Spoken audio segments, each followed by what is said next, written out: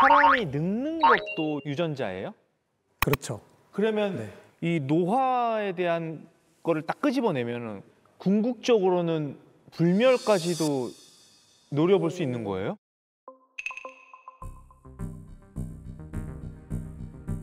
노화가 생기는 이유는 우리가 계속 성장하면서 DNA에 계속 손상을 입거든요. 그렇기 때문에 이제 노화가 근본적으로 생기는 건데, 우리 몸에는 사실 그 고장난 DNA를 고치는 시스템이 있어요. 근데 이게 나이가 들수록 그 시스템을 꺼버리거든요. 끄는 이유는, 그러니까 예를 들면 20살, 30살 때 번식을 하고 나면 사실은 이 개체는 아까 말씀드렸지만 일회용품이기 때문에 필요가 없잖아요. 필요 없는 것들이고. 그래서 이제 DNA 복구를 더 이상 안 하는 거예요. 그런데 만약에 우리가 인위적으로 그 시스템을 되돌린다.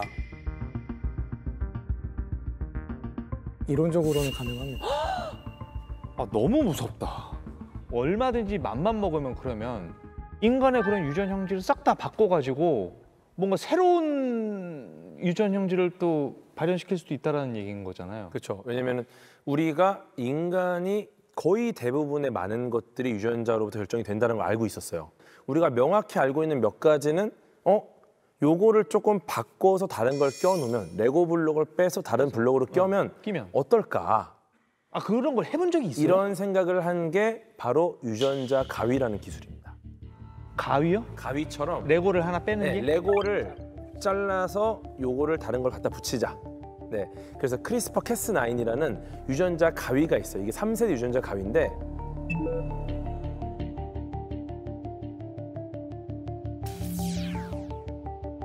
그게 지금 가능한 기술입니까, 교수님? 네, 가능한 기술이고요. 이게 원래는 세균이 가지고 있는 면역 체계입니다. 그러니까 세균의 주된 적은 바이러스거든요. 근데 바이러스가 침입할 때마다 세균이 싸워야 되는데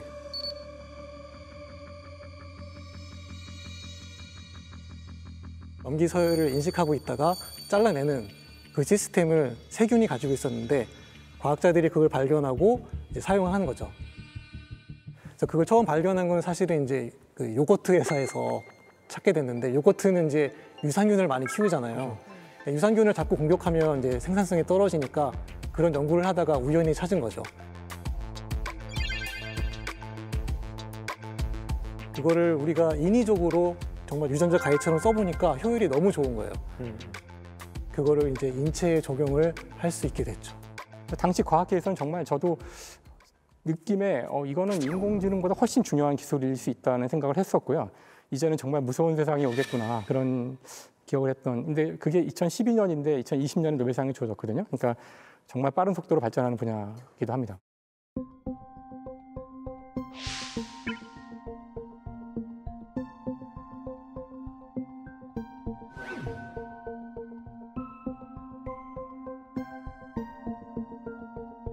최정균 교수님이 유전으로 결정되는 거 되게 많이 말씀해 주셨잖아요. 공부 잘하는 거, 뭐 외국어 잘하는 거, 이런 거 다 조사해가지고 그러면은 우리 애는 그런 거 다 잘하는 걸로 만들 거야.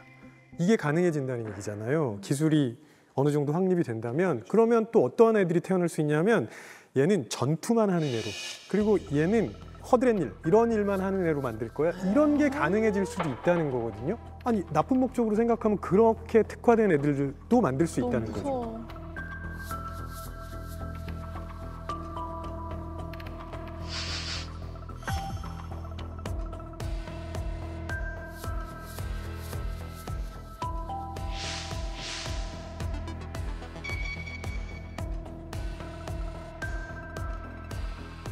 그러니까 2015년에 그 회의가 있었고요. 그 국제 유전자 편집 정상회의에서 그 후대로 전해지는 유전자 편집에 대해서는 금지하기로 그때 그 합의가 이루어졌는데,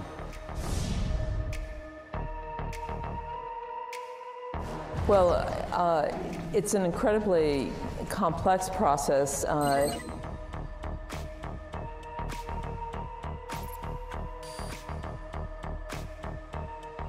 Advances in conventional treatments, and perhaps we're going to see significant advances in somatic gene therapy, will now allow many more of such patients to reach breeding age and want to have children. But I wish there were clearer ethical guidelines for scientists not to. The issues here are so much more ethical and moral issues rather than purely scientific issues.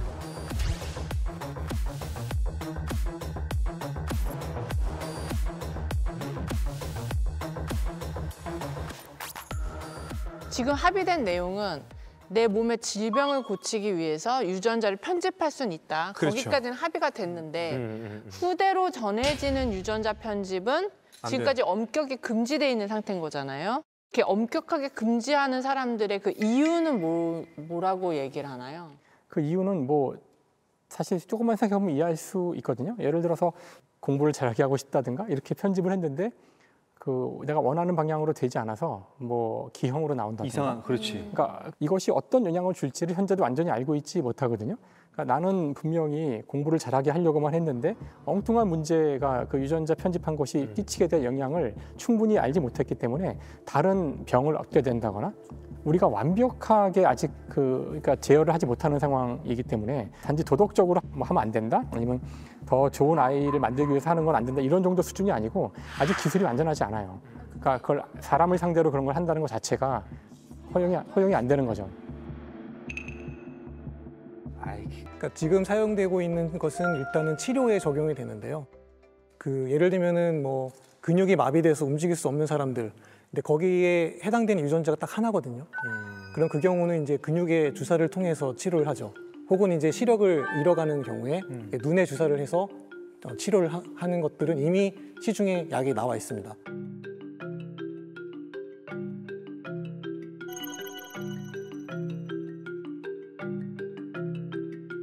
저 교수님께 궁금한 게 그렇게 편집된 유전자는 그러면은 바뀐 상태로 자녀에게 전해지나요? 아니면 나만 편집된 거고 다시 자녀를 낳으면 원래 유전자로 전해지나요? 자손에게 간다는 거는 정자와 난자가 가는 거잖아요.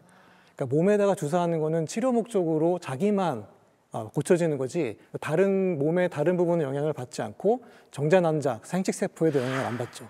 그러면 내 눈과 관련된 무언가를 가져와서 체외에서 편집을 하고 다시 주사를 하면 영구적으로 그 부분이 변하는 거예요? 크리스퍼에 필요한 그 카스나인이라는 단백질, 그 유전자로 가게끔 만들어진 RNA, DNA 이거를 그냥 직접 눈에 넣는 거예요. 눈 세포 안에. 그럼 그게 세포 안으로 들어가서 세포 안에 있는 그 해당 유전자를 바꿔버립니다.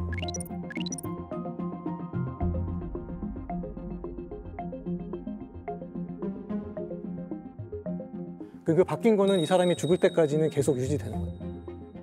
그리고 돈이 많이 들 거 아니에요. 그러면은 사실 부자들만 할 수 있잖아. 그러면 부자들의 자손만 정말 우량한 좋은 유전자를 가질 수 있다? 대대로? 또 그런 문제들도 있을 수 있지 않을까요? 미래에는 그런 걱정을 해야 될지도 몰라요. 현재 우리나라에서 이런 일이 안 일어나는 건 아니에요. 그러니까 유전자는 아니죠. 그렇지만 많은 부모님들이 아이들한테 성장 호르몬 맞추고 계시거든요. 근데 그거는 경제적인 여유가 있는 집 아이들이 아니면 할 수 없는 일이에요. 그러니까 이런 식으로 가면 위너와 루저가 명확하게 구분되는 그런 사회로 갈 수밖에 없거든요. 그럼 다양성은 완전히 무너질 수밖에 없다고 생각해요. 유전자 양극화가 생기게. 맞습니다. 이게 뭐 어제 오늘 일 아니고 뭐 역사적으로도 상류층은 왜 상류층끼리 어울리려고 하는 그런 움직임들이 그사세라 그러잖아요. 늘 있어 왔던 것 같아요. 로스차일드 가문 같은 케이스도 그런 거 아닌가요? 대표적이죠. 이 가문이 그렇게 성공할 수 있었던 건 가족 간의 탄탄한 네트워크 그리고 정보를 선점해서 자기네들끼리 공유하는 거예요. 탄탄한 네트워크로 계속 성장하다 보니까 이건 우리끼리만 해야 돼라고 생각을 하게 된 거예요. 그러니까 사촌끼리 주로 결혼을 하게 만들었죠. 아무리 그사세라 그래도 근친혼은 좀 너무한 거 아닙니까? 유럽 왕족들의 그 초상화 말고 사진들을 보면 되게 비슷하게 생긴 사람들이 많아요. 다른 맞아요. 나라 왕인데 되게 똑같이 생긴 사람들이 네. 있거든요.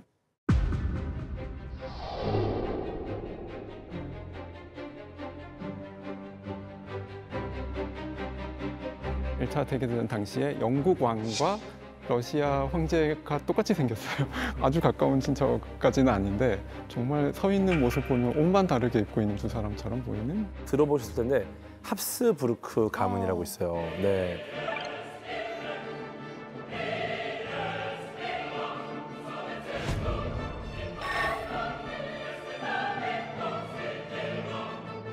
이게 그 턱으로 좀 유명합니다. 합스부르크의 턱.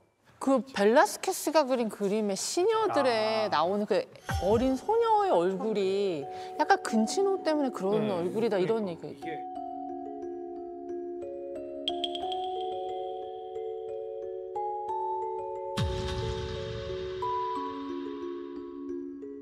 잘못 알고 계신 게 순혈을 이렇게 해가지고 유전병이 생겼다. 이건 잘못된 표현이에요. 순혈이라는 게 유전병을 만드는 건 아니고요. 대신에 우리가 여러 피가 섞이면서 긍정적인 부분, 부정적인 부분들이 어느 정도 희석이 됩니다.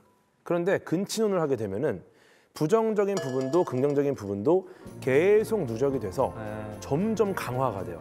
그러니까 부정교합이 있었어요. 그런데 근친혼을 하니까 만약에 섞였으면은 어떻게 보면 좀 개선된 후손이 나왔을 텐데 부정교합이 점점 심해지는 거예요. 계속.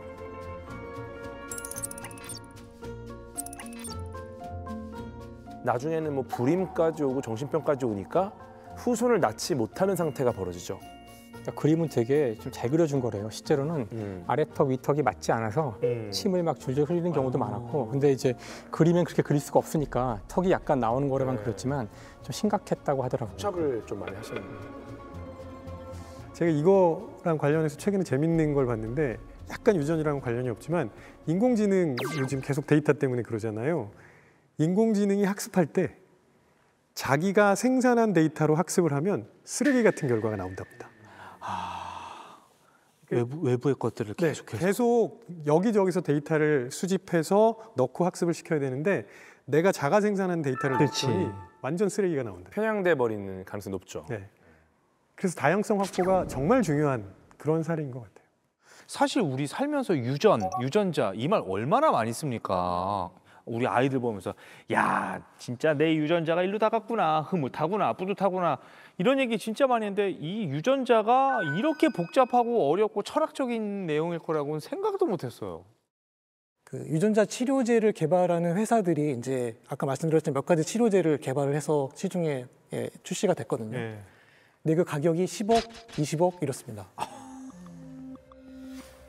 크리스퍼로 유전자를 편집해 질병을 고치는 치료제가 영국에 이어 미국에서 승인을 앞두고 있습니다. 지난달 영국에서 세계 최초로 크리스퍼를 활용한 치료제가 승인됐습니다. 한 명당 치료비가 우리 돈 26억 원을 웃돌 것으로 예상돼 혜택 받는 건 극소수일 거라는 전망도 나옵니다. 작가님, 이런 소재를 다룬 영화나 소설 너무 많잖아요. 많죠. 그 낸시 크레스라는 미국 작가가 쓴 그 허공에서 춤추다라는 그 책이 있어요. 중단편 소설집인데 거기에 스페인의 거지들이라고 하는 그 중편 소설을 보면 불면인을 만들 수가 있어요. 불면인, 네. 잠을 아예 안 자요? 네. 그러면 이제 다른 뭐 지능을 개선하지 않아도 더 뛰어날 수 있는 인간으로 만드는 이 시놉시스는 뼈대에 해당하는 거고 실제로 풀어나가는 이야기는 그렇게 해서 태어난 아이의 관점에서 특권층의 자녀로 태어난 우리의 입장과 평범한 아이들과의 관계 그리고 우리는 왜 미움을 받고 있고 근데 태어나 버린 우리는 어떻게 해야 되지? 뭐 그런 고민들을 윤리적인 고민들을 굉장히 폭넓게 담고 있고 특권을 갖지 못한 사람 사이에는 어떻게 교류를 해야 되지? 이런 고민들도 담고 있고 SF는 그런 성찰을 되게 오랫동안 해오고 있거든요. 그냥 저는 그게 두려운 거예요. 누구 하나가 진짜 잘못된 생각으로 엉뚱한 짓 했다가 이게 뭐 굉장한 돌연변이를 맞아. 만들어내서 지구 자체를 쥐라기 공원으로 만들어버리는 거 아닌가. 그냥 그런 생각에 두려운 거죠. 사람들은 새로운 게 생기면 일단 좀 삐딱하게 보는 편이잖아요. 저 어릴 때도 신용카드 쓰면은 뭐 큰일 나는 분위기였어요. 빚쟁이 된다고. 맞아요. 근데 지금 신용카드 없으면 너무 불편하잖아요. 이런 것처럼 유전자를 바꾸는 것도 언젠가는 좀 인정을 받게 되는 날이 오게 될까요? 그 1960년에 미국 FDA에서 이제 새로운 약을 승인을 했거든요. 네. 근데 그 약이 20세기 최고의 인류의 발명품이라는 명칭을 얻었거든요. 혹시 무슨 약인지 추측이 되시나요? 이런 게 꽤 있지 않나요? 1950년대요? 60년에. 60년대? 오래된 약인데 60년대면 우리가 알고 있는 미국 약이 뭐 아스피린 아니면 타이레놀이지 뭐. 인슐린? 그 약의 이름 노비드라고 하는 피임약입니다. 근데 그 피임약 유전자학이 개발됐을 때만 해도 사실 엄청난 사회적인 반항이 있었죠. 그러니까 특히 이제 교회에서는 이걸 죄라고. 아, 그렇구나. 낳아야 될 생명을 억지로 못 낳게 하는 거니까. 그러네. 1970년대에도 이 시험관 아기랑 관련된 기술이 나왔을 때 모두가 이거는 말이 되나? 그러니까. 생명을 만드는 걸 이런 식으로 한다고? 지금은 뭐 너 얼려놓는다느니 뭐 이런 얘기 막 그쵸. 하는데. 굉장히 무서웠는데 최초의 시험관 아기로 탄생한 루이스 브라운이라는 분, 네, 이제는 40번째 생일을 맞이하셨고 두 아이의 어머니시죠. 지금은 시험관 아기 시술이라고 하면은 위기가 있는 부부들에게 큰 한 줄기 희망입니다. 실제 시험관 아기로 많은 아이들이 탄생을 하고 있고 너무너무 당연하고 과학기술의 발전의 결과물로 우리가 받아들이고 있죠. 네, 유전자 편집도 좀 그런 식으로 할 수 있지 않을까라고 생각하는 분들도 아마 분명 계실 것 같아요. 네. 저는 뭐 법이 좀 촘촘하게 디테일하게 좀 잘 짜여져서 인류에 도움이 되는 방향으로 갔으면 좋겠다는 생각이 그러니까 드네요. 철저한 뭐 기구가 됐든 기관이 됐든 거기서 감시를 받으면서 정말 드문 케이스에 적용이 안전하게 될 수 있다. 그러면 쓰면 좋은데 사실 이 지점에서 굉장히 우려가 되는 게 뭐냐면요. 어떤 새로운 기술이 등장했을 때보다 그게 경량화되기 시작하면 우리 일상에 굉장히 큰 영향을 주기 시작했거든요. 예를 들면 컴퓨터가 처음에 진공관으로 나왔을 때는 뭐 그냥 뭔가 나왔지만 아무도 거기에 영향을 받지 않았어요. 근데 PC가 됐을 때부터 우리 일상에 영향을 주기 시작했고 이세돌 구단이 알파고한테 졌을 때 놀라긴 했지만 그게 우리한테 영향을 주진 않았거든요. 그런데 지금 이제 GPT가 나오면서 우리의 일상에 영향을 주기 시작했다는 거죠. 그러면 지금 유전자에 관한 기술이 벌써 나오기 시작한 지 꽤 됐는데 지금 키트로 나오고 경량화되기 시작해요. 맞아요. 그러면 사람들이 이거 우리 언제든지 해볼 수 있는 거구나. 그러면 나도 무언가 한번 바꿔볼까 이런 생각을 하게 만들 수도 있다는 거죠. 그렇죠. 그런데 지금 아무런 그런 가이드라인이나 윤리적 지침이 없어요. 그러니까 우리가 아직 여기에 대해서 준비가 안 된 상태인데 기술만 확 들어오는 그런 상황이 아닌가 싶어가지고 그런 논의를 지금부터 하지 않으면 예상하지 못한 우려할 만한 상황 많이 벌어질 것 같아요. 일단 사람들이 과학 공부를 해야 돼요. 이거 제가 과학자라서 그런 게 아니라 기가 막힌 마무리. 이 유전자 문제는 제가 아까도 얘기했듯이 알파고보다 더 중요한 문제일 수 있는데 사실 많은 분들이 유전자가 뭔지도 몰라요. 맞아요. 되게 안타까운데, 그러니까 이 기술이 위험하다는 거를 이해하는 것조차도 힘들거든요, 사실은. 그래서 근데 이걸 알아야만 돼요. 그러니까 우리가 경제 문제에 대해서는 뭐 역사 싸움에 대해서는 다들 관심 갖고 보시잖아요.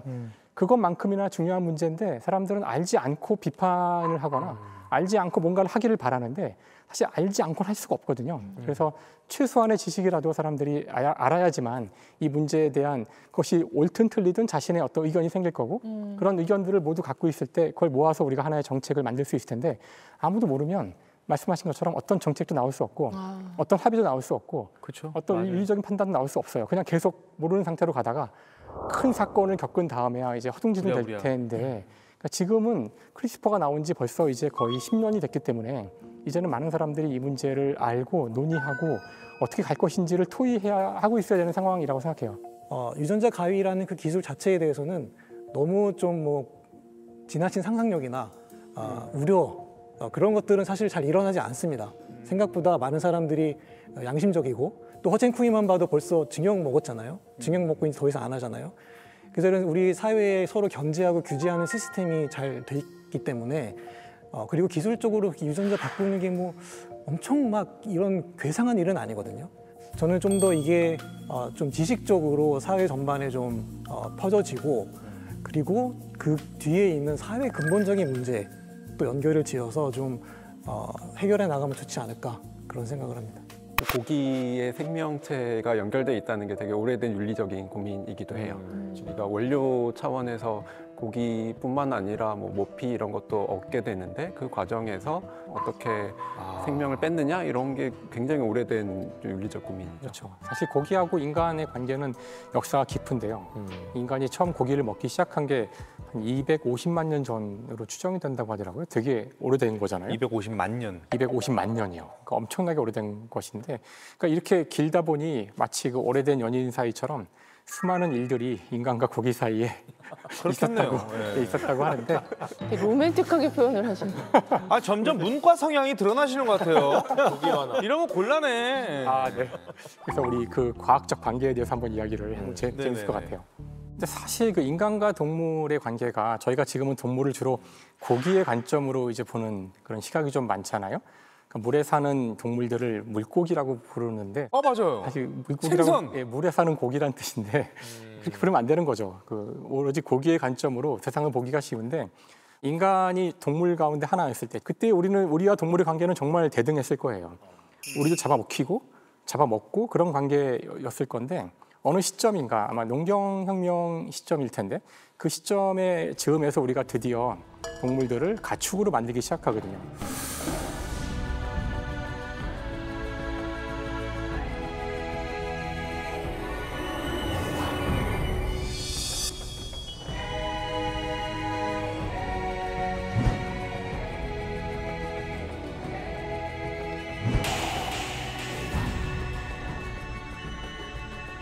근데 이제 집에서 기르면서 뭔가 좀 더 편해졌을 것 같아요. 왜냐면 사냥하려면 맨날 나가서 싸워야 되고 뛰어야 되고 했는데 기르면은 계속 새끼 치면은 계속 나오니까. 그렇죠. 안정적이고. 그러니까 효율성으로 봤을 때는 뭐 월등히 이게 더 효율적이라고 봐야 되는 건가요? 그 효율성에 대해서 그 유발 하라리라는 작가가 사피엔스라는 책에서 이야기를 하고 있거든요. 그 부분을 좀 정면으로 다루고 있어요. 수렵 채집을 하다가 농사를 짓기 시작하면 훨씬 효율적이 된다. 그래서 농업혁명이라는 이야기도 많이 하는데 그 유발 하라리는 농사를 짓기 시작하면서 인간들이 하루치 먹고 살기 위해서 노동을 해야 되는 양이 확 늘어났다고 이야기를 해요. 유목민들을 생각해 보면 좀 이해를 하실 수 있는 게 있는데 그 유목민들이 가축이나 특히 말이 되게 중요한 그 재화인데 말을 키울 때 너무 식량이 많이 드는 거예요. 너무 많이 먹잖아요. 네. 옛날 기록으로는 사람이 적게 먹어서 그런지 모르겠는데 사람이 20배를 먹었다고 이야기해요. 말 한 마리가요? 네. 유목민들은 사실 곡물을 생산해서 그걸 먹이지 않아요. 초원에 있는 걸 먹게 하거든요. 그러면 사실 식량 비용이 따로 들지는 않는 방식의 훨씬 효율적인 농업인데, 그러니까 목축업이 되는데 그 당시 상황에서는 이게 되게 이상한 선택으로 보였다. 수렵 채집을 하는 게 훨씬 효율적이어서 너무나 힘들기 때문에 저희가 농사를 안 지어서 모른다고 저는 생각하는데 농사를 지으면은 새벽부터 밤까지 정말 극악한 노동을 해야 돼요. 근데 우리 인간이 지금은 기계를 만들어서 기계가 농업을 하니까 그렇지 초반에 왜 인간이 그 편안한 수렵 채집 생활을 버리고 이 고달프고 힘들고 진짜 이걸 키우자고 저는 그 답을 알 것 같아요. 아세요? 그건 심리적인 안정감 때문이었을 것 같아요. 계속 갖고 올 수 있는 게 있다는 거. 그렇죠. 네, 또 특히나 사냥은 더 했을 거라고.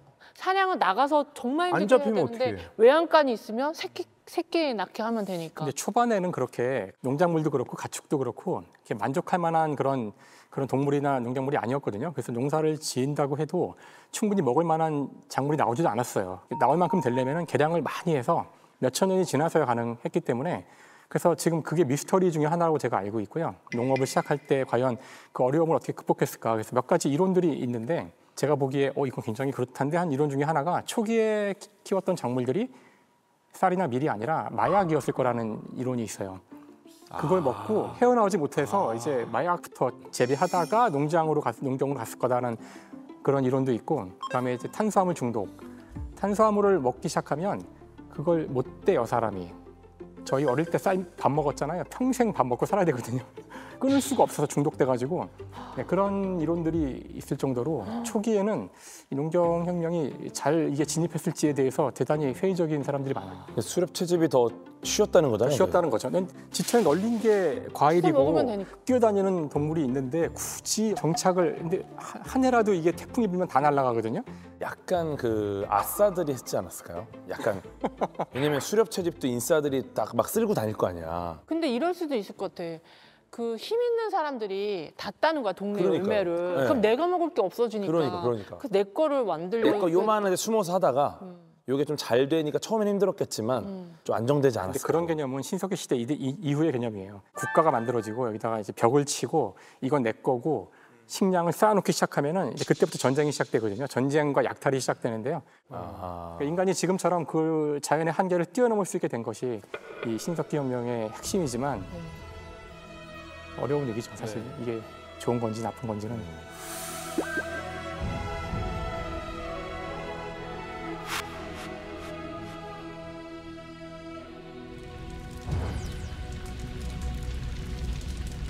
실제로 소득 수준이 늘어나면요, 높아지면은 고기 소비량이 훨씬 더 늘어납니다. 예를 들어서 중국 같은 경우에는 1980년대에 비해서 지금 고기 소비량이 한 4배에서 5배 정도 늘어난 걸로 이제 조사되고 있고요. 네. 베트남이라든지 뭐 태국, 인도네시아 이런 곳들도 고기 섭취량이 굉장히 높아지고 있어서 그 외에 한국도 개인 1인당 고기 소비량을 보면 돼지고기에 한해서 OECD 국가 중 1위입니다. 한국이요? 한국이요. 예. 삼겹살 때문에. 아, 예. 직장 생활하시는 분들 회식하면은 거의 10중 8구 뭐 고기잖아요. 과일 카페 가서 회식하는 잘 없잖아요. 없어. 이거 본능인가요, 그러면? 제 본능인가 봐. 우리나라에서도 소고기를 너무 좋아해가지고 조선시대에는 계속 소 못 잡게 했었거든요. 우금령이 있었습니다. 네.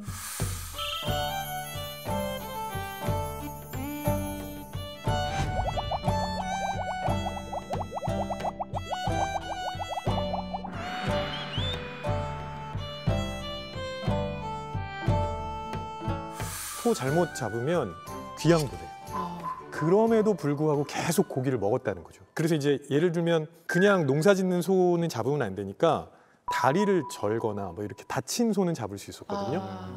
갑자기 명절 언저리에는 다리를 저는 소가 많아지는 거예요. 이제 일부러 가서 이제 꼭 찌르는 거야, 이제. 진짜? 소고기 먹으려고. 아, 진짜? 네, 그런 일도 있었답니다.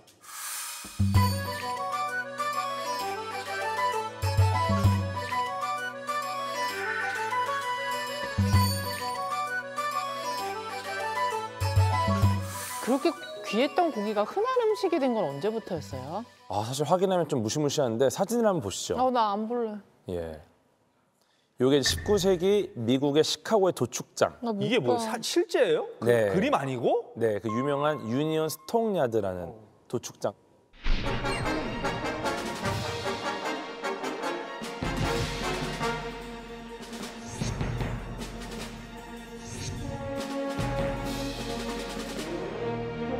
이게 도축장이라고 보기보다 약간 자동차 공장 조선소 같은 느낌입니다. 가축들을 우르르 이렇게 대기시켜가지고 차례로 도축을 하고 내보내서 고기 형태가 된 가축들을 다시 이제 필요한 곳으로 보내는 엄청난 대규모 정육 단지입니다.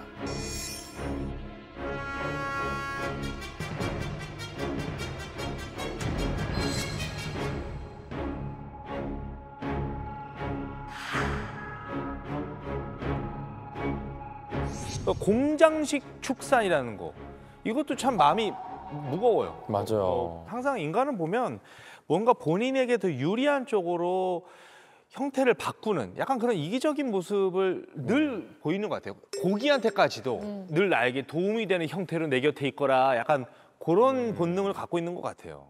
사실 전혀 상관이 없어 보이는데 고기의 운명을 바꾼 기술이 있죠. 질소.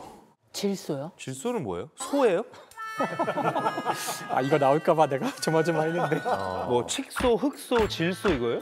아니, 제가 대신 사과드릴게요. 이과 아닌가요? 아니 그 질소? 소 얘기하는데 갑자기 질소 해가지고. 그래서 아마. 질소 없다. 질소가 비료가 되거든요. 비료에서 중요한 역할을 하는데요. 땅에 지력이 떨어진다는 말 들어보신 적 있죠? 한 장소에서 오래 농사를 한 작물만 지으면 더 농사를 지을 수가 없게 되는데 얘가 질소를 다 먹어서 그래요. 그래서 거름도 주고 뭐 이렇게 하지 않습니까? 바로 그 거름을 주는 이유가 거기에 질소가 있어 그렇거든요. 거름에.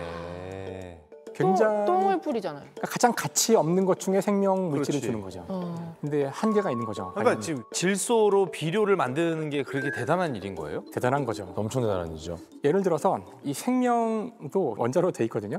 주로 CHON 이 네 가지 원자가 제일 중요한 원자예요. 그래서 C하고 HO 이 세 가지는 쉽게 구할 수 있는 것들인 반면 이 N은 반드시 필요한 원자지만 이거는 이렇게 쉽게 구할 수가 없어요. 공기 중에 그렇게 많은데도? 공기 중에 이렇게 많은데도 왜냐하면은 공기 중에 있을 때 혼자 원자가 있는 것이 아니라 두 개의 원자가 결합된 상태로 있어요. 질소 분자라고 하는데 문제는 이 결합이 너무 단단해서 잘 안 깨져요.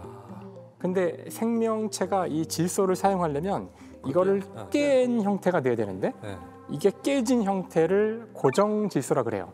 지금 표현이 이상하죠? 깬 게 고정 질소예요.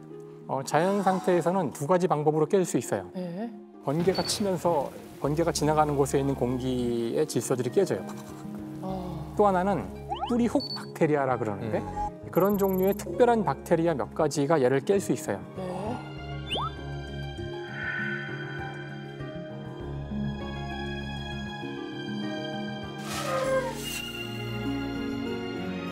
아니 근데 그 질소로 인위적으로 만드는 게 그 어려운 기술인가요? 바로 그 기술이 뭐냐면은 그 독일의 그 프리츠 하버하고 칼 보슈가 만든 방법인데요. 높은 압력과 높은 온도에서 또 적절한 촉매를 넣어서 이걸 하면은 질소를 깨서 암모니아를 만드는데요.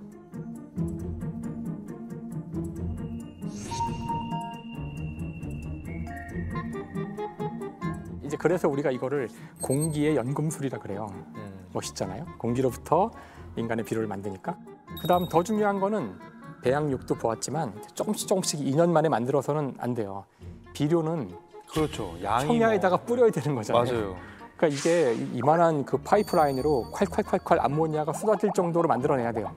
그런 공장들이 필요한 거죠. 그래서 거대한 공장을 지어야 했는데 이 공장의 규모가 웬만한 마을 규모로 만들어지거든요.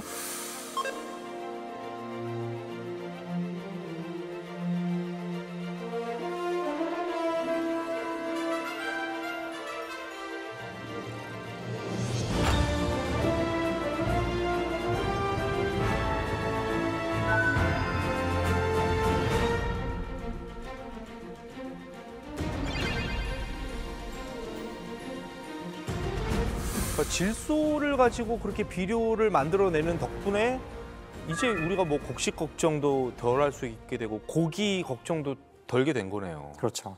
그래서 사실은 멜서스가 인구론에서 그런 얘기를 했었어요. 인구가 증가하는 속도를 식량 생산 속도가 따라잡지 못하면 결국은 우리가 먹을 게 없는 거죠.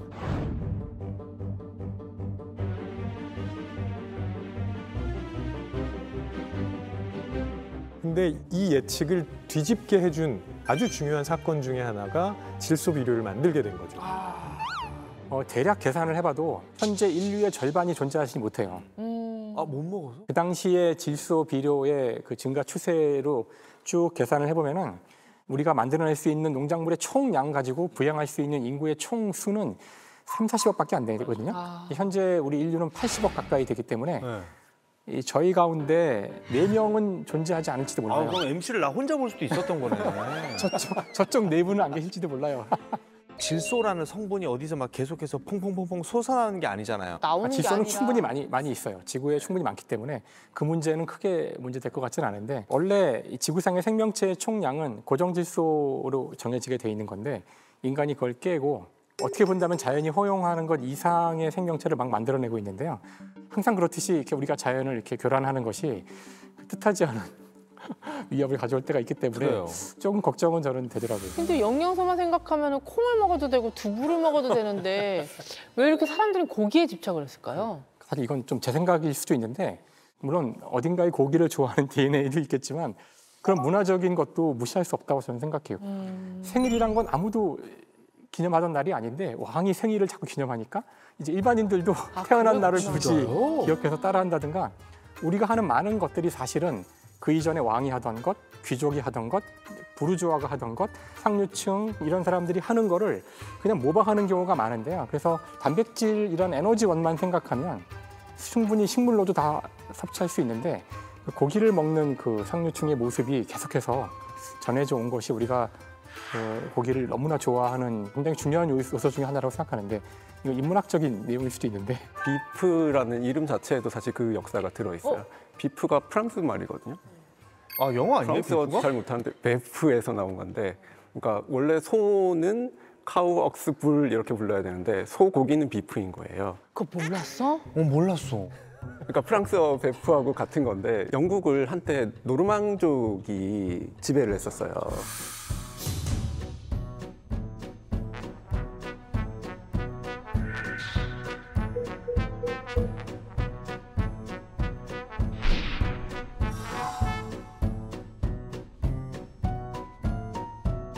그러니까 프랑스에서 온 사람들이 상류층이 되고 왕족이 되고 귀족이 되는데 그러니까 이 사람들이 먹는 소고기 요리가 비프인 거죠. 그게 대중화되고 모두가 그걸 먹고 싶어 하게 되고 그래서 소고기 요리는 비프라고 부르고 소는 또 다른 이름으로 부르고. 배양육 얘기를 들으면서 무슨 생각이 들었냐면 언젠가는 배양육 기술이 아주 발달하겠죠.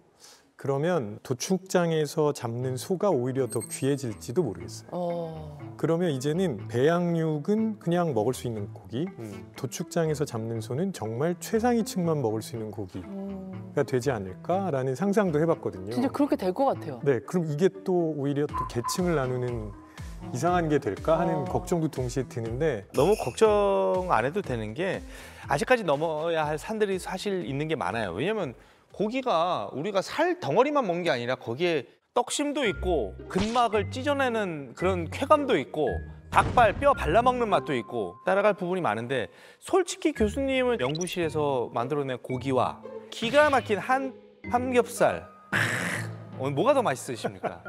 이게 잠깐 카메라 끄고 얘기해도 되나요? 아니 솔직하게 말씀해 보세요. 클로즈업 하셔야죠. 예. 사서 먹는 거 훨씬 맛있어요. 그래요. 지금 우리가 걱정하고 있는 부분들을 어떻게 보면 한 방에 해소할 수 있는 게 세포 농업 아닌가? 약간 그 생각이 불현듯 들긴 하거든요. 뭐 이론적으로는 그런데 사실 그 세포 농업 기술로 만든 그 배양육도 아직 좀 해결해야 될 과제들이 좀 있어요. 뭐예요? 왜냐하면 근육을 만든 거잖아요. 그래서 초기에는 그 생물 의약품에서 쓰이던 기술들을 많이 가지고 왔어요. 생물 의약품? 네네네. 사실 의료용으로 뭐 만들 때는 굉장히 고순도의 물질, 99.9%의 물질들, 기기도 굉장히 다 고가의 장비들을 써서 이제 만들게 되는데 소세포는 인간 세포에 비해서 좀 덜 순수한 소재를 써도 어떤 때는 뭐 이렇게 잘 자란다든지 그런 결과들이 나오고 있어요. 그렇기 때문에 대체 소재들을 많이 찾고 있고요. 그리고 또 에너지가 많이 들어가거든요. 왜냐하면 세포를 키우기 위해서는 배양조에서 세포를 키워야 되는데 그거 다 전기로 돌리는 거거든요. 지금 엄밀히 계산하면은 탄소 배출량이 지금은 그렇게 낮진 않아요. 지금은 그래요? 개발 단계이기 때문에 그렇죠. 그래서 그거에 제일 계산해야 될 문제고요. 사실은 고기가 고기다우려면 많은 그 향미 성분들을 넣어야 될 거예요. 그게 사실 몸에 들어가서 어떻게 작용하는지 뭐 긴 시간을 둬서 어떻게 되는지는 아직 잘 모르는 것도 많고 그래서 그런 거에서도 좀 자유로울 수 없는 면도 있고요. 그리고 가장 중요한 거는 한국처럼 고기에 진심인 나라도 없는 것 같거든요. 그 까다로운 이 맛을 맞추는 고기를 가능은 할 것 같긴 한데 그게 얼마나 걸릴지는 좀 그리고 또 그거를 사람들이 또 받아들이셔야 되는데 그렇게 되려면 또 뭘 넘어야 될지는 좀 아직 불확실한 게 많기 때문에 거쳐야 될 관문들이 많이 있다고 볼 수 있습니다. 참 고기 가지고 우리가 이거 한 회분 뭐 얘기할 게 뭐 많을까? 뭐 너는 레어가 좋냐, 미디움이 좋냐, 뭐 이런 얘기하다가 끝날 줄 알았는데 진짜 이 정도 우리가 오늘 털었으면 가설 증명은 어느 정도 할 수 있을 것 같아요. 그래요. 가설이 뭐였죠? 고기 인류의 적이 된다? 처음엔 무슨 말인가 했는데 다시 확인을 해보니 참 철학적인 가설이었구나 이런 생각이 드네요. 고기, 우리 최상위 포식자 인간에게 먹히는 친구들이죠. 원래부터 아군은 아니었습니다. 적이 되는 게 당연하고요.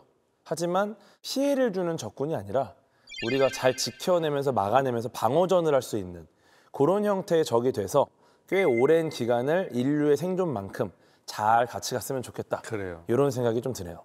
잠을 못 자면 왠지 우리 몸에 안 좋을 것 같다라는 거는 본능적으로 인지를 하는데 수면 부족이 발암 물질이라면서요? 그러니까 업무 특성상 야간에 근무를 하셔야 되는 분들 있잖아요. 네.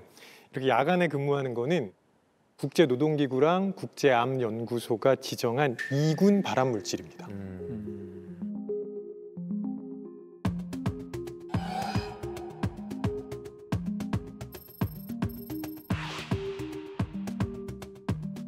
근데 사실 1군인 발암물질이 술이에요. 그럼 나는 1군 발암 물질도 하면서 2군 발암 물질은 회사에서 하고 막 그랬거든요. 혼용을 하시는군요. 요즘 다들 뭐 잠이 부족한 추세다 보니까 손해 보는 것도 상당할 것 같은데 이런 거를 만약에 돈으로 환산한다. 금액적으로 너무 좀 추상적일 것 같긴 한데 뭐 집계가 되나요? 근데 계속 그런 집계를 하고 있습니다. 왜냐하면 그게 또 지표가 돼서 정책에 반영할 수 있잖아요. 네, 최근 그 조사를 보면은 우리나라에서 수면 부족으로 인한 손해가 11조 4조? 네, 11조 497억 원. 엄청난 금액이죠. 아니 엄청난 일이죠. 11조나 돼요? 전국적으로 그 정도 된다고 합니다. 네. 아까 김우진 교수님께서도 말씀하셨지만 어느 나라건 현대인은 수면 부족, 그다음에 불면증 때문에 굉장히 고생을 하고 있거든요. 이게 질병을 계속 유발합니다. 당뇨, 고혈압, 뇌 청소가 안 되기 때문에 알츠하이머 이런 쪽으로 계속 그 연결이 되고 그러면 당연히 지출되는 의료 비용도 늘어날 수밖에 없는 거고 그건 결국 같이 사회가 짊어져야 되는 비용이잖아요. 미국 통계이긴 한데 연간 한 4천억 달러 정도가. 달러요? 네, 우리나라 돈으로 환산하면 491조 원. 500조. 그 산업혁명이 수면의 질 이런 것만 놓고 봤을 때는 점점 좀 뭔가 불리해지는 것 같아요. 뭔가 수면 부족으로 점점 인류를 몰아가고 있는 듯한 느낌이랄까? 어떻게 보면 인류로부터 잠이 사라진, 잠을 빼앗긴 그 모먼트 가장 큰 게 아마 그 에디슨이 전구를 우리가 쓸 수 있는 형태로 개선한 상황일 것 같아요. 네, 그 뒤로 밤 시간에 할 수 있는 일이 많아졌죠. 일단 밝아지니까. 네. 실제로 그래서 박람회 때 전구를 한 번에 다 켰을 때 사람들이 뭐라고 했냐면 인류가 드디어 밤을 정복했다. 네, 어떻게 보면 정복의 대상인 거예요. 이걸 몰아내고 그렇지. 우린 이제 밤에도 일을 할 수 있다. 예. 네.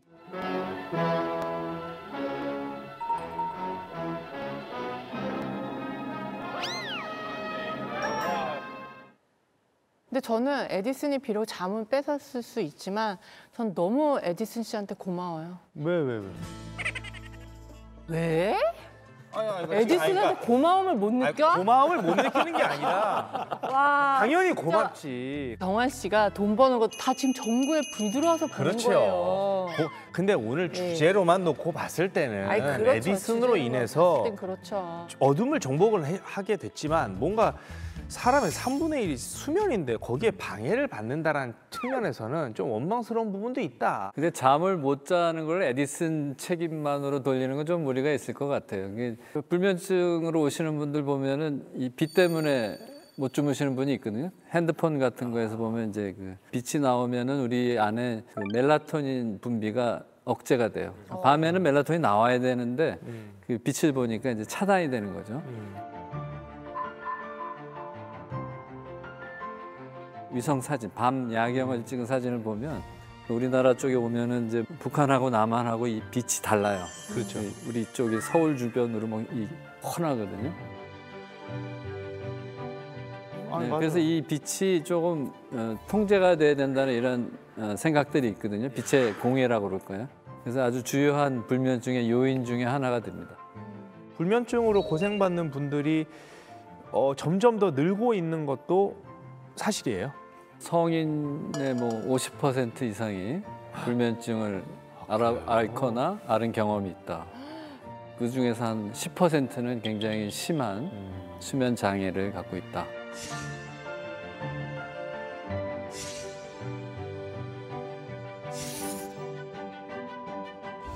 아니 진짜 불면증 때문에 고생하시는 분들은 잠에 대해서 되게 민감하게 생각을 하실 것 같은데 사람은 왜 자는 거예요? 그래요. 잠은 왜 잘까? 그러니까 한마디로 얘기하면은 잘 모릅니다 아직. 잘 몰라요. 근데 그 분명한 사실은 잠을 안 재우면은 다 죽어요. 그러니까 잠을 자긴 자야 되는데 정확히 잠이 어떤 이유 때문에 생긴 건지에 대해서는 여전히 그 모두가 동의하는 그런 답이 있지는 않다고 하더라고요. 근데 자는 동안 뭔가 세포가 재생이 되고 약간 이런 것 때문에 자야 되는 거 아니에요? 물론 그것도 있고요. 아까 그 잠깐 얘기했지만 기억 문제도 있고요. 그러니까 왜 자면 좋은지에 대한 것들은 알려져 있어요. 근데 잠을 안 잔다고 해서 왜 죽어야 될까요? 네? 물과 소금이 있으면은 사람이 안 먹고도 열흘 이상 버틸 수 있거든요. 근데 잠을 안 자고 3일에서 4일 이상 버틸 수 있나요? 기네스 기록이 있습니다. 기네스 기록이 있는데 랜디 가드너라는 고등학생이 했거든요. Back in 1964, 17-year-old Randy Gardner broke Guinness World Records for stay awake 11 days straight.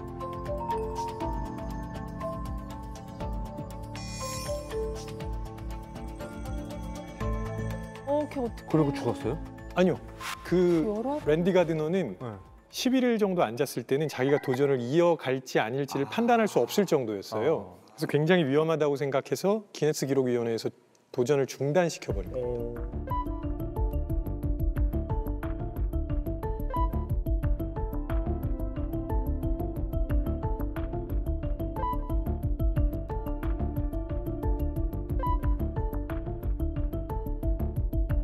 그때 뭐라 그랬냐면 뇌를 사포로 긁는 것 같은 느낌이 들어요. 근데 그게 너무 위험하니까 기네스가 그 뒤로는 잠을 안 자는 기록 자체를 없앴어요. 더 이상 맞아요. 저장하지 않아요. 이제 없앴어요. 왜냐면 도전도 하지 마라. 위험 죽을 수가 있으니까. 너무 위험하다.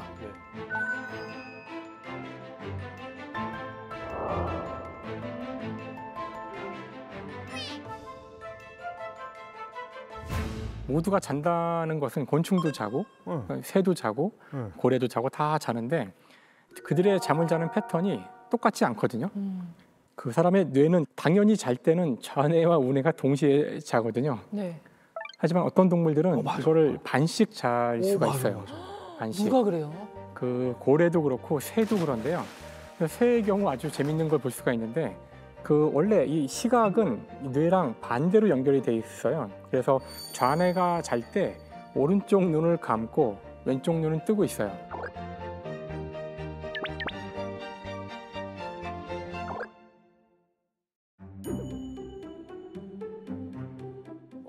새가 이제 한쪽 눈만 뜨고 있을 수 있거든요. 그럼 그때 이제 상황은 자는 거예요? 나머지 반 뇌는 자고 있는 상황인데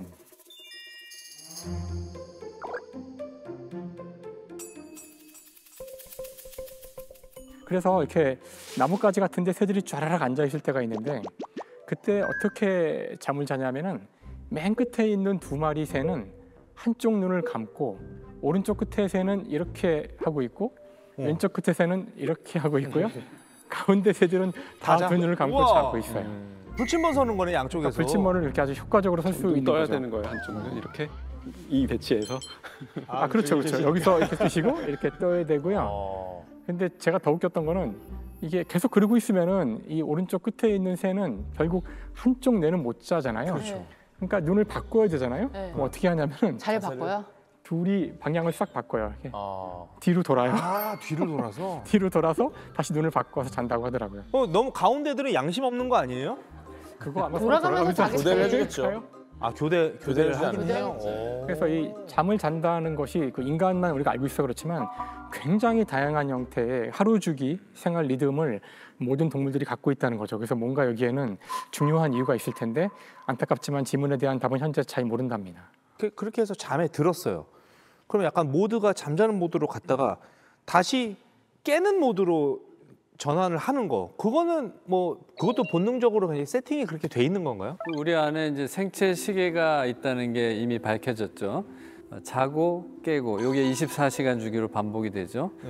근데 이 수면뿐만 아니라 뭐 여러 가지 호르몬 분비라든가 단백질 생성이라든가 다음 날 쓸 뭐 에너지 비축 이런 것도 이렇게 24시간 주기로 이렇게 돌아가는 게 밝혀졌어요.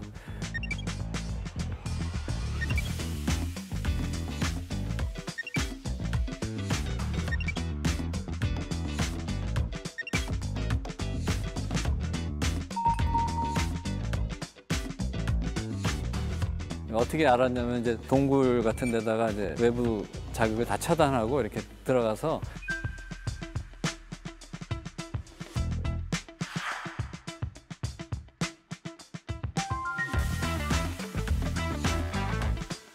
당신이 자고 싶을 때 자고 먹고 싶을 때 먹고 깨고 싶을 때 깨십시오. 이렇게 하고 생활을 시키면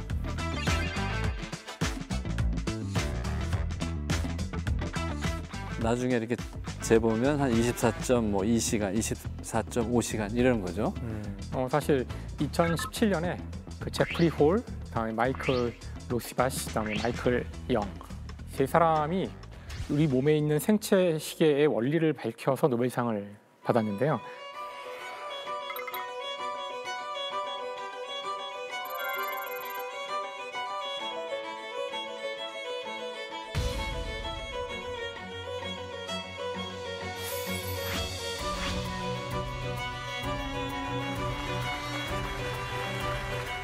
그러니까 여기 이 생체 시계란 건 아까 말씀하신 것처럼 저희가 동굴 속에 들어가도 무언가 우리 몸 안에서 째깍째깍 돌아가는 시계가 있다는 거예요. 근데 이제 과학적으로 혹은 이제 물리적으로 생각해 보면 햇빛이 없이 시계가 돌아가려면 무언가로 시간을 재고 있어야 돼요. 맞아. 그러니까 뭘로 재고 있냐면은 어떤 물질의 양으로 재고 있거든요. 물질이 무엇인지를 알아야 되는데 일단 단서가 된 거는 사람으로 실험할 수는 없으니까 초파리로 실험을 했고요. 초파리의 경우 번데기에서 성충이 나오는 그 시간이 있는데 그때가 대개 아침 시간이에요. 대개 아침이라는 얘기는 무언가 시계가 있어서 그 시간에 맞추는다는 거거든요. 근데 이제 흥미롭게도 피리어드라는 유전자,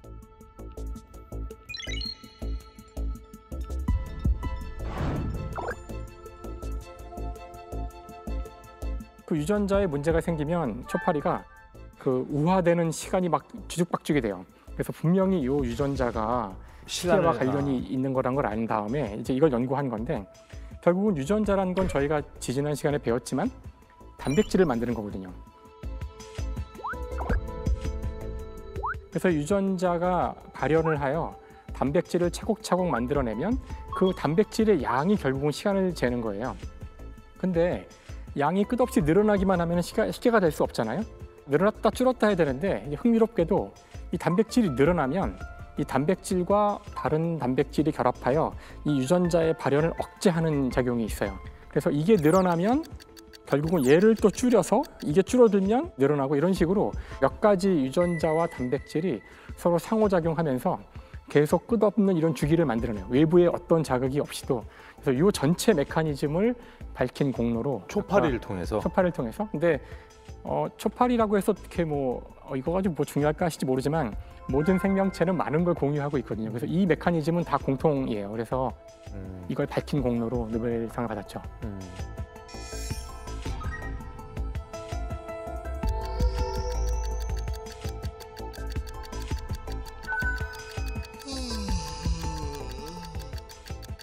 그럼 사람은 아침이 되면 눈을 뜨고 밤이 되면 잠을 자게 설계가 됐다는 거잖아요.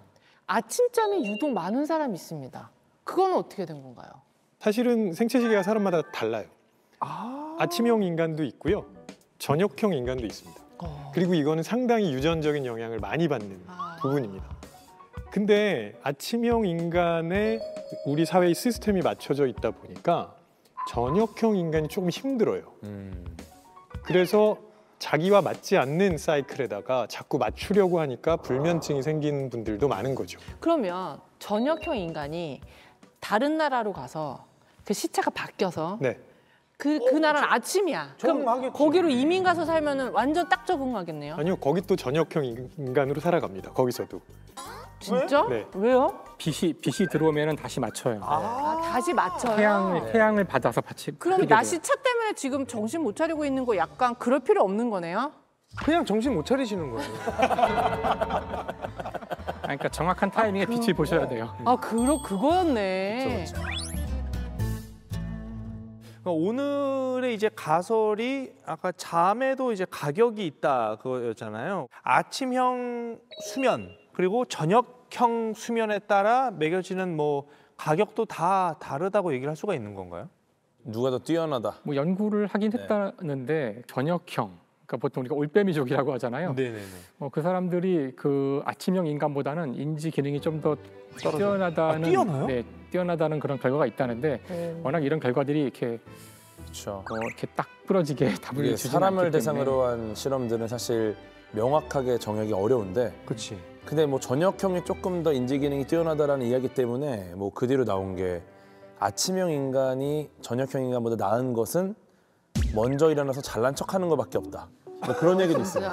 네. 그런 이야기를 하는 분들이 있어요. 아침형 인간들이 일단 사회를 장악한 다음에 아침에 학교를 가게 해서 아침에 시험을 보게 하면 아침형 인간들이 출세하게 된다. 뭐 이런 식의. 우리 문과 이과로 나누는 게 아니라 아침과 저녁과로 나눠야 되는 거 아니에요? 아침형이 먼저 일어나니까 얘네가 먼저 장악할 수밖에 없어요. 일어나서 세팅을 해놓으니까 그렇지. 저녁형이 깨보니까 이미 세팅이 돼 있으니까 뭘 할 수도 없잖아요. 예전부터 그랬어요. 뭔가 우리 사회가 잠을 많이 자는 애들은 약간 게으르고 나태한 이미지를 조장해 와서 뭔가 괜히 죄책감을 갖게 하는, 자면 안 돼, 성인이니까 돈 벌어야 돼 하니까 사회적 비용 발생하고, 이게 약간 좀 문화적인 이유도 있는 거 아니에요? 잠자는 시간을 일종의 좀 죽음의 일부로 보는 그런 고대 사상가들, 뭐 학자들 이런 사람들도 되게 많았다고 하고 그게 그 밤이랑 어둠이랑 두려움, 죽음 이렇게 연결이 되는 게 좀 자연스럽지 않았을까 그런 생각이 들어요.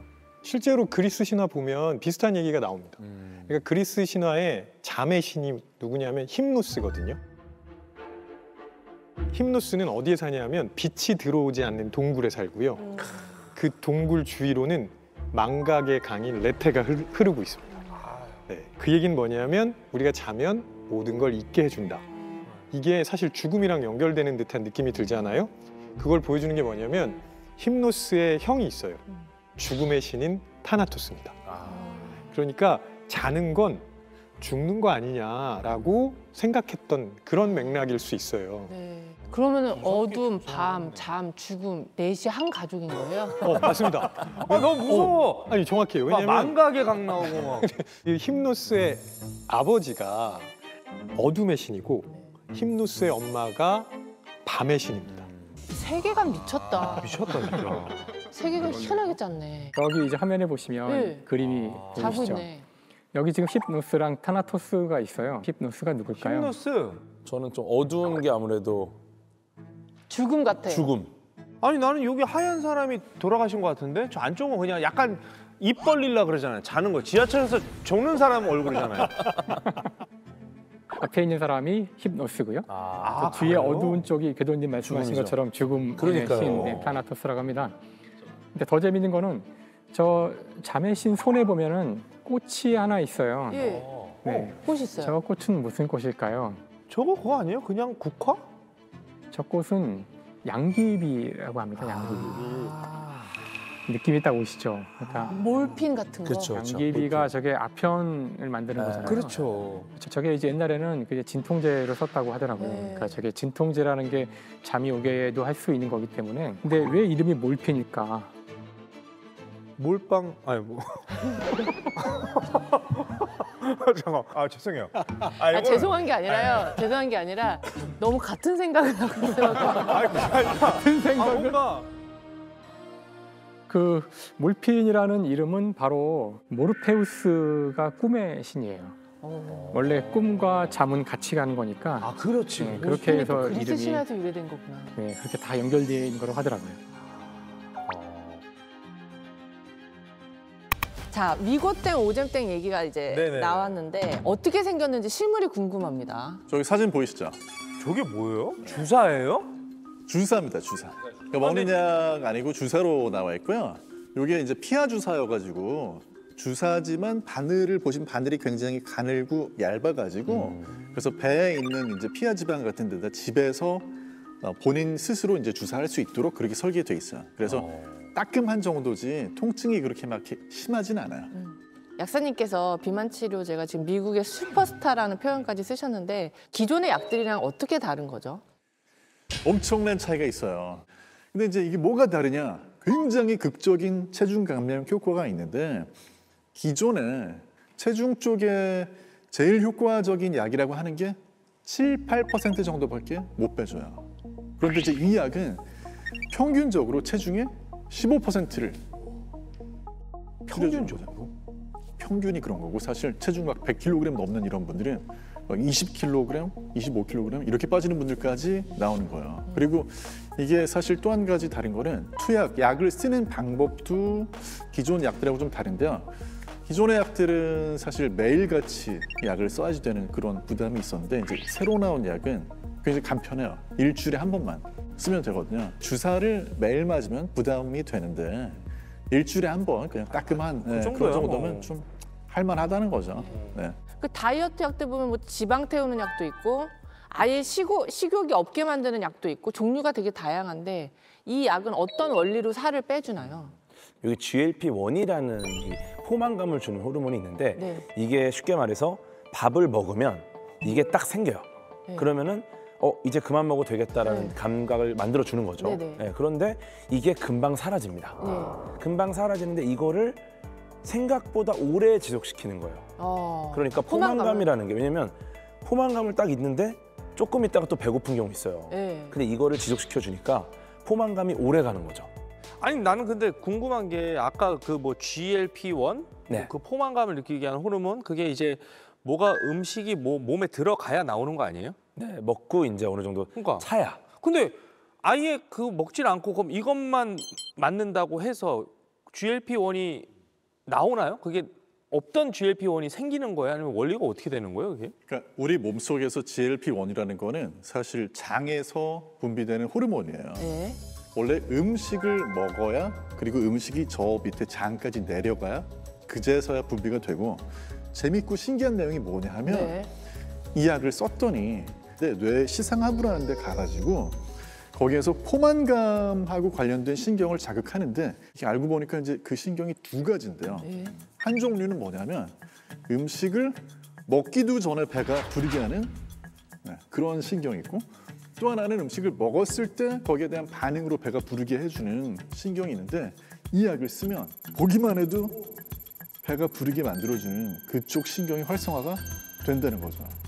대박. 생각보다 요리할 때 보면은 요리하면은 생각보다 음식이 별로 안 땡깁니다. 맞아요. 네. 그래서 주방 이모님들이 정작 본인은 안 드시는 거야. 맞아요. 네. 그 라면 남이 끓여준 라면이 맛있는 이유가 거기 있거든요. 그렇구나. 내가 끓이면서 냄새를 맡으면 이미 어느 정도 배가 약간 어느 정도. 근데 처음 딱 맞자마자 먹으면은 너무 맛있죠. 네. 그래서 요리하시는 분들이 기름 먹었다 이런 얘기 하잖아요. 그게 냄새 먹는 냄새. 맞아. 그리고 이게 좋은 게 또 뭐냐면 이 알코올릭들이 이제 저녁 때 출출해지면 술 생각나거든요. 근데 이게 계속 포만감을 주니까 술이 안 땡긴대. 술의 양을 줄이는 또 그런 효과가 있는 거예요. 이것도 되게 의미가 있는 게 알코올 의존증이나 네. 술을 자주 드시는 분들이 네. 이게 사실 먹고 싶어서 마시는 게 아니라 습관성인 경우가 많아요. 그냥 어떤 음식을 보고 생각나는 경우가 많거든요. 딱 파전? 고추 잡채. 이거 이런 경우가 많아서 근데 이제 포만감이 생기니까 이게 사라지니까 네. 덩달아 오는 게 같이 덩달아 사라지는 오는 게 같이 사라지는 거야. 이게 굉장히 또 의미가 있는 거죠. 그러면 방금 강연에서 언급해 주신 그 비만 치료제는 어떤 사람들이 처방받을 수 있는 거예요? 사실 이제 BMI가 30을 넘어가거나 아니면 BMI 그 체질량 지수가 27을 넘어가는데 뭐 당뇨병이 있다라든지 어떤 합병증이 있어서 동반 질환이 있어가지고 이분은 가지고 있는 다른 만성 질환 때문에 좀 위험하다 하면 그런 때 이제 처방 기준이 되는 거죠. 기본적으로 제일 기억하셔야 되는 건 처방약이에요. 그래서 내가 그냥 이렇게 약국에서 사 먹을 수 있는 그런 약은 아니라는 거죠. 이미 정상인데도 더 마르고 싶어하는 사람들도 지금 기다리고 있을 수도 있거든요. 그러면 그런 분들은 뭐 처방이 쉽지는 않을 수도 있는 거네요. 그렇죠. 이제 이 처방약이라는 건 뭐냐면 의사가 뭐 어떤 유익하고 위험하고 이런 걸 저울질을 해서 처방을 하는 거니까 뭐 내가 더 빼고 싶어 해서 무조건 이렇게 쓸 수 있는 그런 약은 아니죠. 또 하나 기억하셔야 될 게 사실 이걸 쓴다고 해가지고 체중이 100kg인 분이 나의 목표 체중은 50kg이야. 하고 이 약을 쓴다고 해서 거기까지 내려가는 건 아니에요. 사람마다 빠질 수 있는 데는 한계는 있어요. 근데 김세욱 교수님이 별 말씀이 없으셨는데 어떤 생각이 드시는지 궁금합니다. 사실 이제 무언가가 사라질지 안 사라질지 이제 이런 얘기를 할 때에는 그 무언가를 정확히 정의하지 않으면 답을 할 수가 없거든요. 그러니까 비만이라는 게 의외로 저희가 지금 그걸 뭔지 안다고 지금 이야기하는 것 같지만 과연 이 비만이란 정확히 무엇이고 우리가 없어진다고 할 때 없어진다는 비만은 어떤 비만인지를 먼저 얘기해야 한다고 생각해요. 100kg 이상이면 비만 아니에요? 그런 것도 쉬운. 그렇게 하자면 그게 비만이 되겠지만 과연 그게 맞는 그런 비만의 정의일까요? 제가 185에 85 정도 돼요. 지금 현재. 그러면 건강검진 하잖아요. 이런 돼지로 나와요. 진짜 이런 한심한 놈 쳐다보듯이 이렇게 쳐다보면서 8kg인가 9kg를 더 빼래요. 근데 나는 그게 맞는 건가? 한국인 체형에 그게 맞는 건가? 사실 그런 생각이 들거든요. 근데 가끔씩 우리 집에 오는 우리 어머님은 나를 볼 때마다 저분 좀 왜 이렇게 애가 말라가니? 막 이런 걱정을 하시니까 이 비만이 어디서부터 비만으로 끊어야 되는지 뭐 그런 얘기도 한번 우리가 좀 했으면 좋겠어요. 이제 원래는 기준이 되는 게 BMI죠. BMI만 아마 들어보셨을 때 이게 체질량 지수거든요. 그러니까 체질량 지수라는 거는 몸무게를 킬로그램 단위 몸무게를 키의 제곱, 키는 이제 미터로 해서요. 그렇게 해서 나눈 값이에요. 이게 이제 체질량 지수인데 대한비만학회에서는 이 BMI가 23 이상이다. 그럼 과체중. 그다음에 25 이상이다. 그러면 비만 이렇게 규정합니다. 미국 같은 경우에 25 이상이 과체중, 30 넘어가야지 이제 뭐 비만 이렇게 나라마다 좀 차이는 있어요. 허리 둘레는 남성은 90cm, 여성 경우에 이제 85cm를 넘어가면 복부 비만 이렇게 규정을 하죠. 그러니까 이게 따지고 드니까는 굉장히 좀 피곤해지는데 아무튼 우리끼리는 그냥 100kg 이상이다 하면 또 한 가지 이제 제일 결정적으로 물론 허리 둘레가 들어가 있긴 하지만 BMI 수치 자체는 허리 둘레가 거기 계산에 들어가진 않아요. 그러다 보니까 어떤 문제가 있냐면 운동 열심히 해가지고 근육질인데 맞아. 뭐 아놀드 슈워제네거 같은 그런 분도 BMI로는 비만이에요. 그러니까. 그래서 이제 요즘에는 사실은 그런 기준이 모호한 면이 있으니까 이 단점 보완하기 위해서 새로운 지수를 제시하는 이걸 주장하는 그런 전문가들도 많이 있어요. 뭔데요? 여기 이제 BRI라고 그래가지고 신체 둥글기 지수. 둥글기요? 둥글기. 라운드니스. 둥글기 지수. 되게 귀엽네요. 되게. 그래, 난 둥글다. 요거 약간 걸린다는데 마음에? 사실 좀 인생은 둥글게 사는 게 좋은 것 같긴 한데. 용어가 좋다 근데. 예를 들어 뭐, 야, 너 이렇게 살쪘어. 이거보다. 야, 오늘 좀 둥글둥글하네. 그게 더 수치스러운데? 안 좋을 것 같은데. 약간 비아냥거리는 것 같은데. 왜 굴러가지? 이런. 좀 둥글둥글하신데요? 너도 먹으면 차나요? 막 이런 식으로. 근데 여기서 이제 둥글기라고 표현을 한 거는요, 뭐 엉덩이라든지 허벅지 여기를 보고 하는 얘기가 아니고 허리. 네, 그래서 이제 이 내장, 복부 지방 이게 이제 위험하기 때문에 그래서 만약에 허리가 둥글게 되어 있다, 위험하다라는 거죠. 국제 학술지 자마라고 하는 의학 쪽에 굉장히 저명한 학술지에 이 신체 둥글기 지수가 과하게 높은 사람들은 실제로 조기 사망 위험이 증가한다는 거죠. 아니 근데 나는 이 비만이란 주제를 이제 딱 받아들였을 때 사실 아무리 돈이 많고 힘이 있어도 해결 못하는 게 비만이랑 탈모라고 난 생각을 했거든요.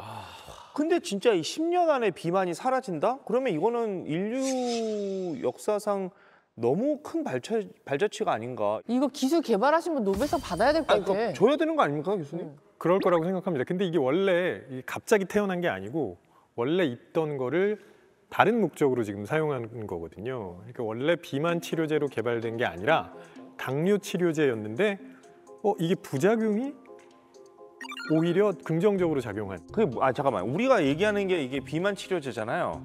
그러니까 탄생의 목적은 그럼 다른 이유가 있었다는 거예요? 그러니까 아까 얘기했던 오젬땡이라는 게 원래 2형 당뇨병 치료제였어요. 근데 이 치료제를 계속 사용했더니 환자들이 살이 빠지는 거예요.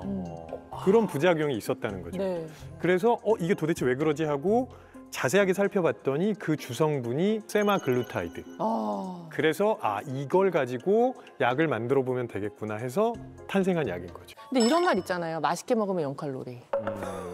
네, 뭐라고요? 나 진짜 이런 얘기 막 옆에서 아니, 한 대씩 이게 쭉 할 때마다 맥이 빠져요. 막. 하정이 언니가 맨날 그래. 맛있게 먹으면 0칼로리라고. 어떻게 0칼로리가 됩니까? 아니 근데 난 그 말이 맞다고 먹었는데. 봐. 진짜 맞다고 봐. 맛과 칼로리는 그냥 분리되어 있는 거라서 이거의 연결고리를 만들면 쉽지 않죠. 칼로리가 높아야 사실 이게 맛있을 수가 있어요. 그죠. 왜냐하면 제가 진화론도 얘기했지만 맛있다는 느낌이 왜 필요할까 생각해보면 선생님 그만하세요, 선생님들.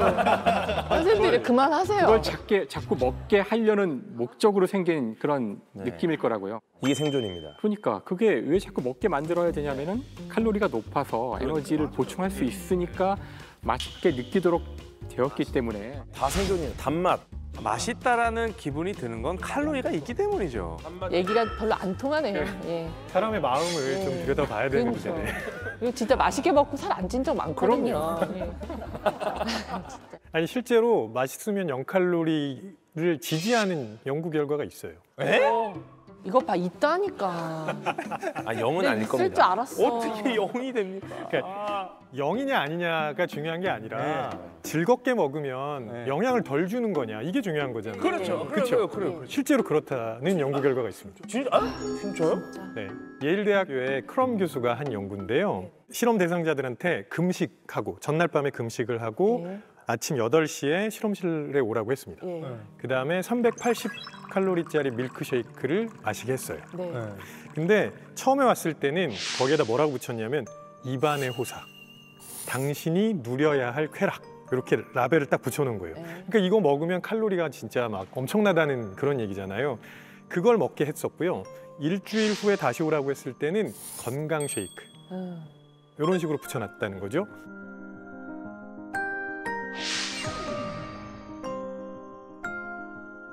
그 다음에 뭘 측정했냐면 배가 고플 때 나오는 호르몬인 그렐린을 측정합니다. 그랬더니 입안의 호사라는 그 쉐이크를 마셨을 때 건강 쉐이크를 마셨을 때보다 그렐린 수치가 3배 정도 낮게 나왔습니다.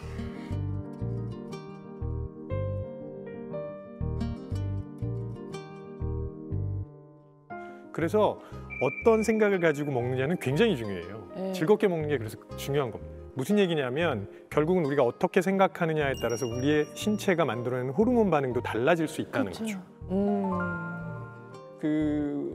맛있으면 0칼로리라는 말이 그 죄의식, 죄책감과 더 관련이 있지 않을까 생각하고 저도 정말로 실제로 그랬으면 너무너무 좋겠다고 생각을 하면서도 또 그런 것도 있어요. 내가 뭔가를 먹었는데 생각 없이 먹었는데 너무 맛있어. 그러면 칼로리를 왠지 한번 보게 돼요. 우리가 칼로리는 맛을 재는 단위라는 말도 있잖아요. 그래서 이렇게 맛있으면 분명히 뭔가가 들었어 라는 생각이 드는데 맛을 재는 단위다. 근데 이게 좀 전에 얘기한 죄의식이 저는 되게 중요하다고 보거든요. 보통 이제 칼로리를 우리가 수치로 확인을 하다 보니까 도움이 되는 부분이 분명히 있어요. 이게 어느 정도인지 이렇게 확인하고 도움이 되는 부분이 있는데 잘못하면 그 숫자에 집착하기 시작하거든요.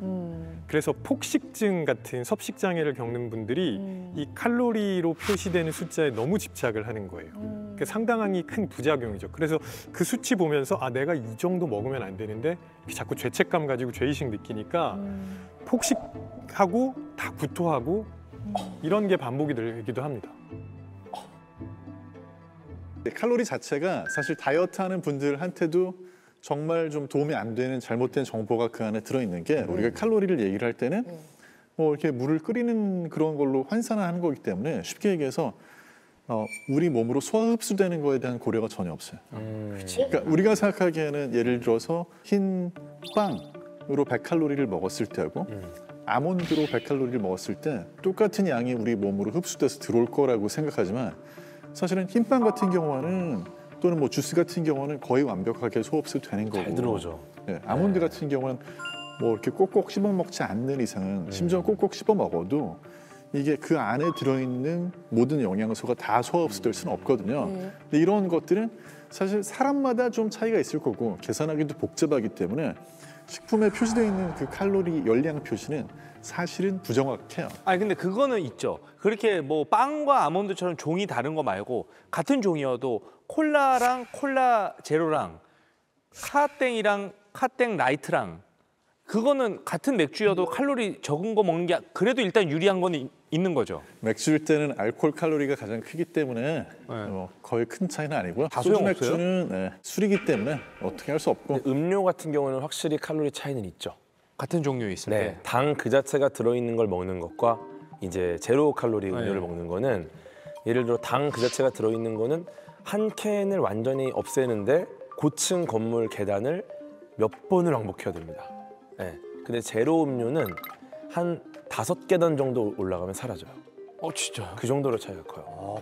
그거는 그 이왕이면 제로 먹어야 근데 이제 문제는 예를 들어서 칼로리가 적으니까 이거는 100인데 이거는 뭐 4밖에 안 되네? 그럼 이걸 한 20캔 먹어야겠다. 이거는 안 된다는 거예요.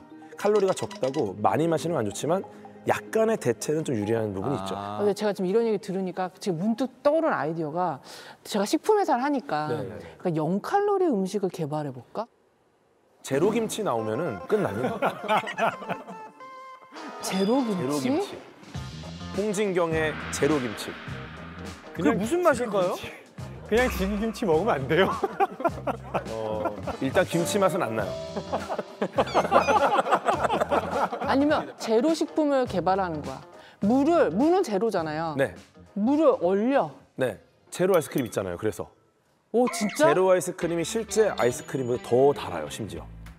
제로 하나 만들어봐야지. 맛이 기가 막힙니다. 제로는 요즘에 이제 유행을 하지만 우리가 다이어트의 역사는 사실 실패의 반복이었잖아요. 항상 이제 그런 게 나오면 실패합니다. 왜요? 제로로 먹고 피자를 한 조각 더 먹는 거예요. 남용하면 안 돼요. 남용이 문제입니다. 그러니까 기존의 맛을 내면서 진짜 제로 음식을 만들면 뭐 비만 치료제고 뭐고 없이 그냥 진짜 10년 아니라 5년 안에도 없어질 수 있는 거 나 아니에요? 진짜 내가 10년 안에 만든다. 제로김치? 제로김치. 나는 걱정이 되는 게 지금 우리가 얘기를 하면서 그 뭐 위고땡에 대해서 너무 맹신을 한다거나 좀 그런 분위기로 몰아갈 것 같아서 방송을 보시는 분들이 야 저것만 우리나라 들어오면 다 해결돼 이렇게 생각을 하실까 봐 뭐 좀 조심해야 될 부분이라던가 혹시 뭐 부작용이 발견된 게 있으면 뭐 몇 가지 좀 얘기해 주시면 좋을 것 같아요. 좀 부작용이 드러나고 있는 것 중에 하나가 급격하게 네. 좀 부작용이 드러나고 있는 것 중에 하나가 급격하게 이제 나이가 들어 보이는. 네. 늙어. 네. 왜냐면 이제 다이어트 목적으로 오젬땡을 사용하면은 쓰신 분들이 급격한 얼굴에 노화가 나타났다. 어머. 이거는 좀 크리티컬하죠. 근데 이게 살 빠져서 야위여서 좀 더 늙어 보이고 약간 그런 거 아니에요? 진짜 약간 노화가 진행되는 그거는 아니죠. 부작용 없는 약은 없고요. 또 의사 약사 중에서도 이 약이 나오면은 쓰겠다라는 분들도 있지만 난 좀 기다려 볼래 하는 분들도 많이 있거든요. 그래요. 위고땡이란 약 자체만 놓고 보면 아직 사용된 게 그렇게 역사가 길지는 않잖아요. 그래서 여러 가지 부작용 문제에 대해서 걱정하는 분들이 당연히 있을 수밖에 없어요. 근데 이제 현재 제일 흔한 부작용은 뭐냐면 약을 쓰고 났을 때 이런 약들이 기본적으로 위에서 장으로 음식이 내려가는 그런 속도를 좀 늦춰주거든요. 그러니까 적게 먹는 데는 도움이 되지만 거꾸로 얘기하면 더부룩하거나 가스가 찬 느낌이 들거나 복통이 생기거나 뭐 이런 부작용. 또 자동차 타고 어디 여행할 때 굉장히 멀미가 심하게 나타나는 것처럼 근데 그게 평상시에도 막 24시간 내내 눈만 뜨면 막 멀미 증상이 있다. 메스껍고 막 약간 그렇죠. 구토할 것 같고 그렇죠. 그런 오심구토라고 그러죠. 이제 그런 것들이 있을 수 있습니다. 뭐 위무력증이라든지 장 폐삭이라든지 이런 증상이 심해질 수 있고 또 췌장에 좀 염증이 생기거나 경우에 따라서는 이제 암 위험에 대한 거를 걱정하는 그런 전문가들도 있거든요. 그래서 부작용이 없는 약은 세상에 없죠. 건강하고 이미 충분히 운동과 식단으로 몸매를 건강히 유지할 수 있는 분들이 약으로 한번 살을 빼봐야 되겠다라고 생각할 필요는 없을 것 같아요.